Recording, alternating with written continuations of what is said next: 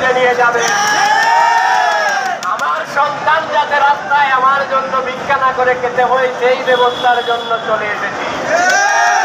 আমার ভাই সাগর, আমার ভাই আমি দপ্তরি চাকরি করে মৃত্যুবরণ করেছে, তাদের পরিবারের জন্য কেউ দেখার মতো লোক নেই।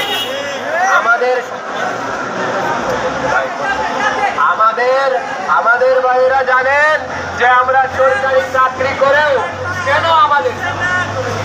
আমাদের চাকরি, আমরা কখনো এই চাকরিটা যদি আমাদের যেগুলো ভাই মারা গেছে তাদেরকে আমরা পেনশনের আওতায় নিলে এই পরিবারের ছোট ছোট সন্তানরা ওদের ভবিষ্যৎ হতো ভাই বলতেছিল। কিন্তু আজকে 12 বছর থেকে চাকরি করে যাচ্ছি, আমাদের চাকরির কোনো নিশ্চয়তা নেই, আমাদের চাকরির কোনো ভবিষ্যৎ নেই।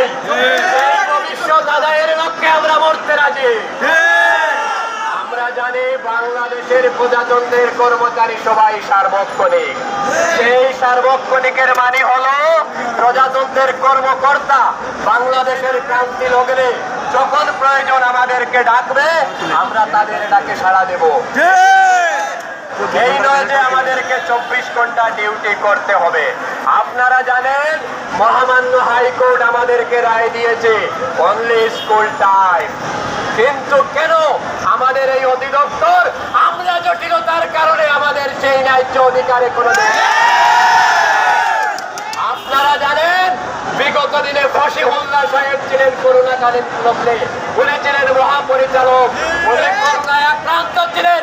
সেই সময় উনি কথা দিয়েছিলেন আমাদের ডিউটিটা অন্তত পক্ষে উনি 8 ঘন্টায় নামিয়ে আনবেন হাইকোর্টের রায়। কিন্তু উনি তো আজকে উনার চেয়ার নেই।